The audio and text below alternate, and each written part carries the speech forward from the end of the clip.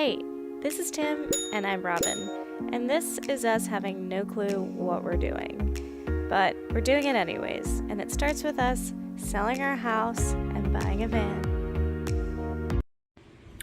Alright, so today we are going to get this guy mounted underneath the van. This is a Northwest Conversions 20-gallon tank. I went ahead and cut out the holes here. This one should be the drainage, and this one will be where the gray water goes into.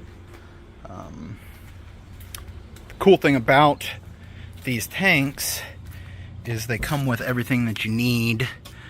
Here are two of the brackets. One of the brackets I already have kind of set in place underneath there, and the straps that you can see right there for the gas tank, they just pop into those bolts there. So right now I'm working on a way to hold up the gas tank after I take these off. I don't think it'll necessarily just fall, but I want some sort of support, so I'm working on getting that set up. I'm going to use that jack on that side and that jack on this side because those things are just too short. So here we go. Alright, so space is a little tight down here, so sorry for the close-up, but basically I'm just lining these brackets that were sent with the tank up with the bolts and with a Sharpie marking where they need to go. Did have a little bit of an issue with this last one. I can't get it in place because this one's at an angle here. So I think I'm gonna have to take off the gas bracket, slide this one underneath, and then mark my hole over here, because as you can see, it's sticking out from where it needs to be, and it needs to be on the inside of this pinch weld here, just like that one is. I already have my hole marked for that one there. Alright, I've got a 11mm socket here. Going to hopefully loosen these up enough to get the other bracket to go underneath. Goodness gracious. Well, maybe.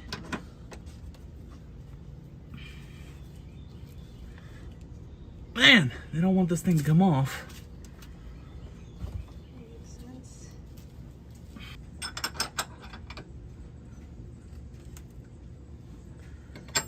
That's the ticket. Boom. One bolt for the gas tank out. And really, I just need to take that one out so that I can measure where this one goes. So, there, like so. There.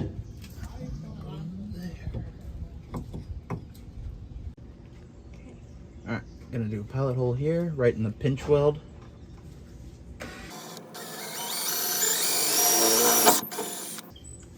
Ooh, you probably need to get Rust-Oleum to spray in all these too.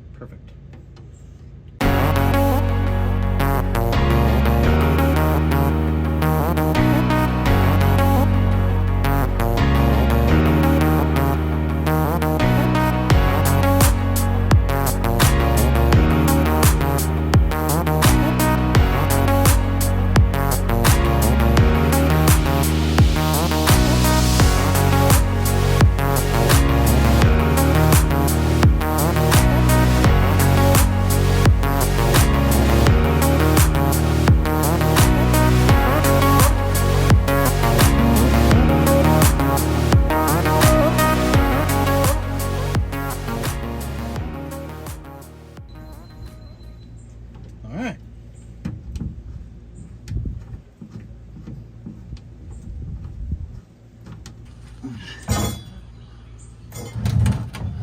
I basically want it, and I don't know necessarily.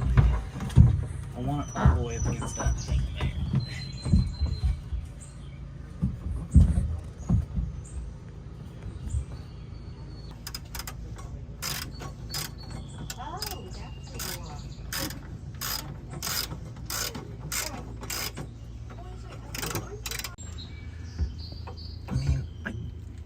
Yes. Hoping. Slide it Can slide it in. in.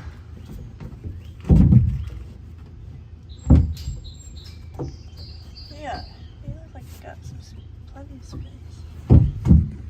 Where do I have plenty of space? I'm not going over here. Oh, width-wise, it's not fitting. Yeah.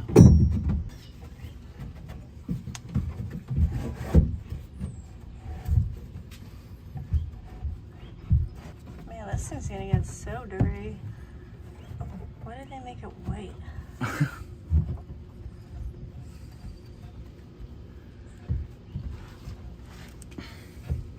Well, I mean, it's up there, so I mean, I guess this is a good stopping point as any. To be continued. Tomorrow, maybe. Got a birthday party to go to. We'll probably do it next month.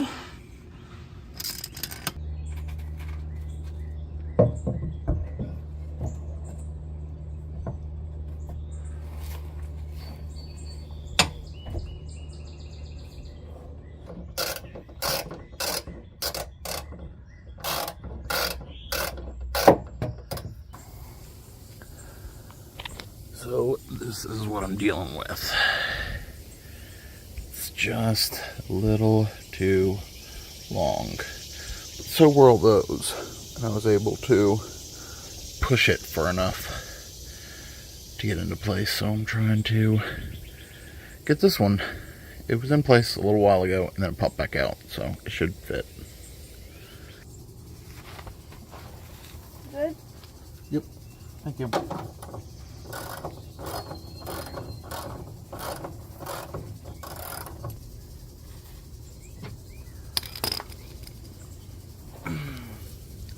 Alright.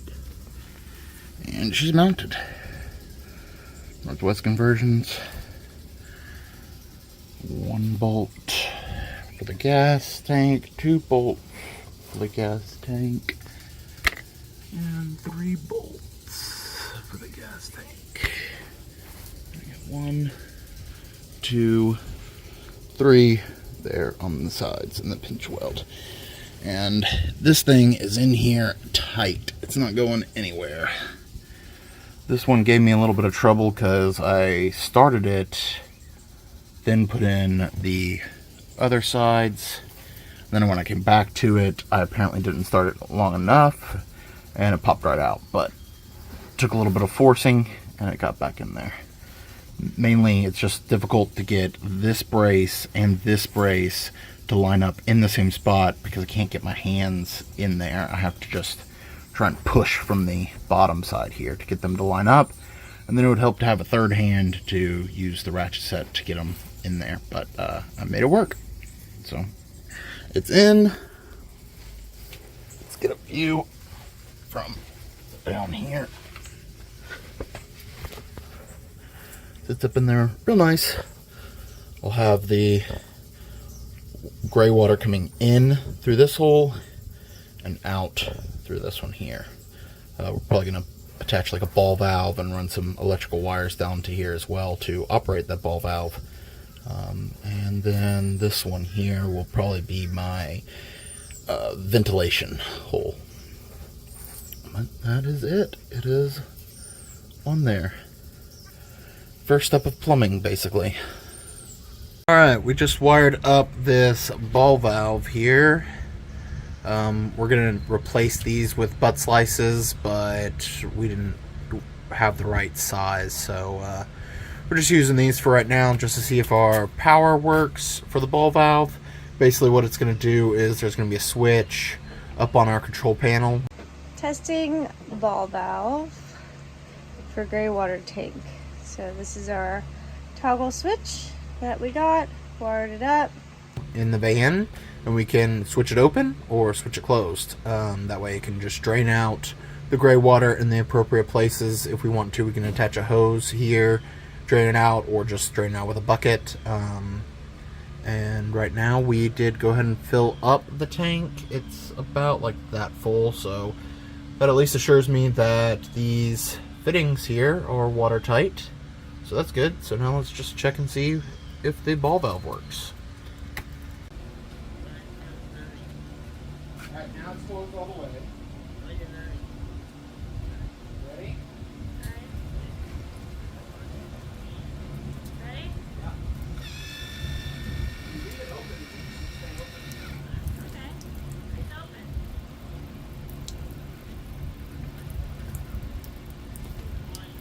Oh, it just really trickles, huh? That's it? I mean, I guess there's probably not a lot of water in there, so it's not going to rush out. So to prepare the water tank, I have to, this is a Northwest Conversions water tank. Their emblem's on here somewhere.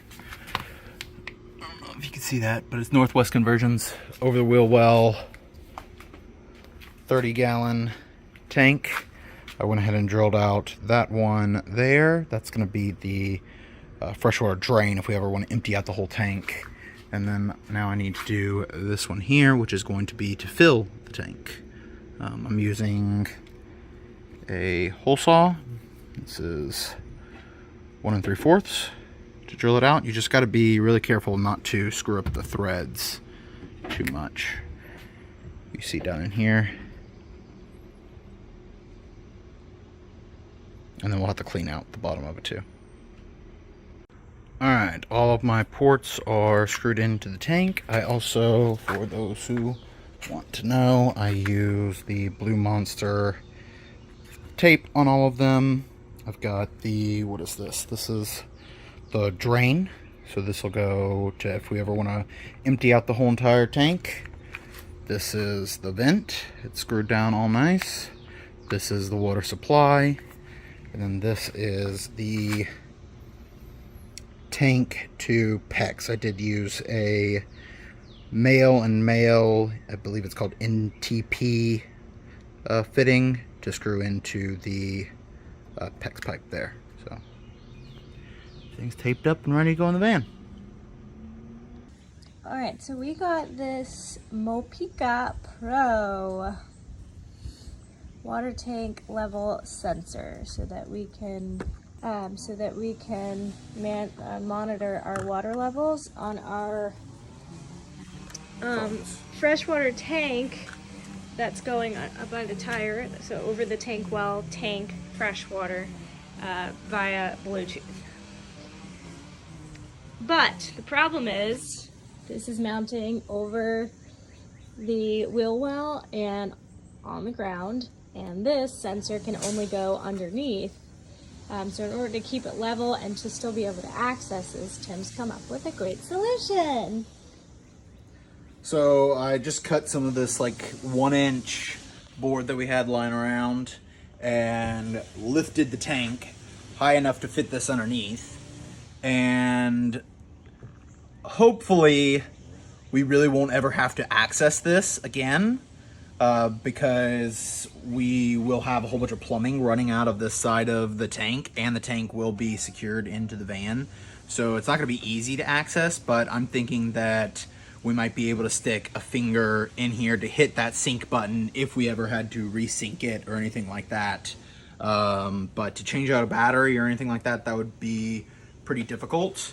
This one does measure just the water.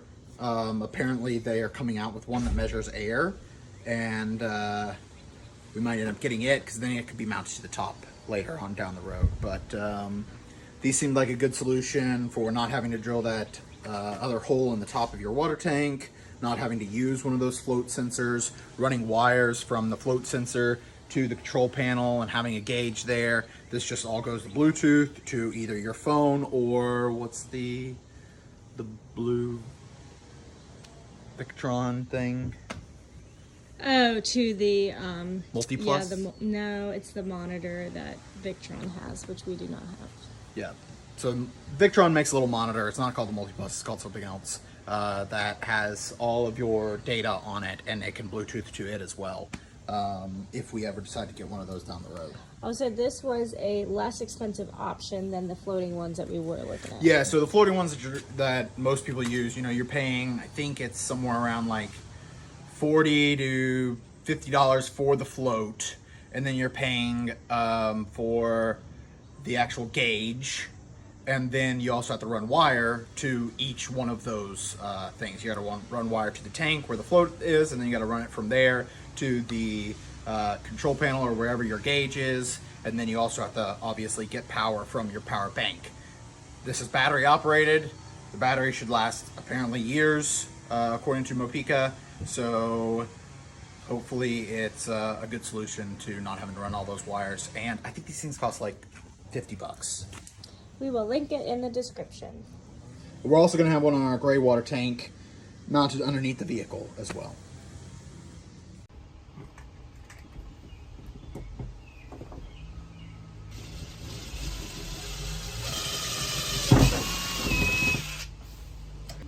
One more hole in the van.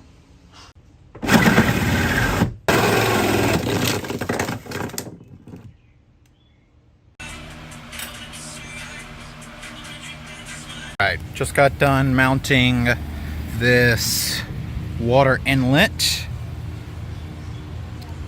We decided to go with this one on Amazon. I can link it in the description below, but I like the fact that it has a key to open it, because I don't know why anybody would do this, but anybody to come over here and like open it up and dump something into our water tank that we don't want in there. So having the key is just a precaution. I was a little worried about mounting it here. I don't know. Yeah, you can kind of see that the van does curve a little bit, but I mean, it curves here too, but this would honestly be the flattest surface to mount it to, but on the inside I'll show you why I can't mount it there. But basically I had to mount it here to still get somewhat of a downward slope into our water tank. I decided to go with this gravity one because of different videos I've seen of people going places where maybe they couldn't get a hose tap fill up and they had to pour water into their tank. So this kind of works well in both scenarios. You know, whether I'm filling it up with a hose or dumping water into it, it'll work either way. So that's why we went with this one. And on the inside, excuse the mess. As you can see, I can't really go any higher than what we are because of this here.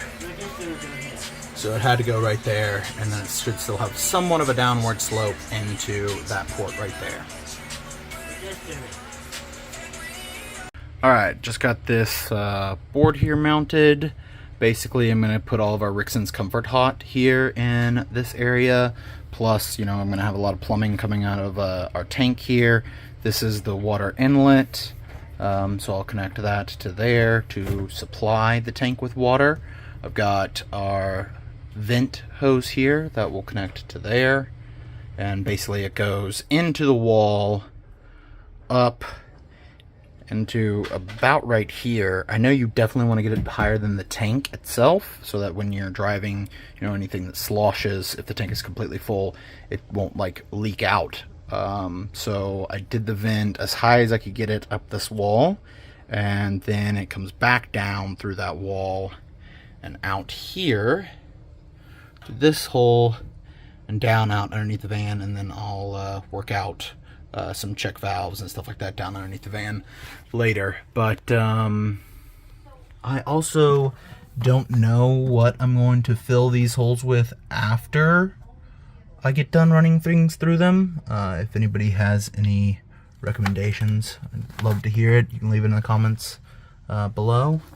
But basically, I got all these power cords for our SureFlow water pump that's going to pressurize the system, and then also power cords for the electrical box for the Rixon's unit is going to mount right there. And then in this circle here, we're gonna have like a outdoor shower that'll be accessible from this side. Not really a shower, more of like a hose. I wanted to make sure that I put this below the electrical unit. That way if there was any leakage or anything like that, it wouldn't get the electrical box wet or anything, because that would not be good. But yeah, this is hopefully the layout, and we'll be installing the Rixon's heater here shortly.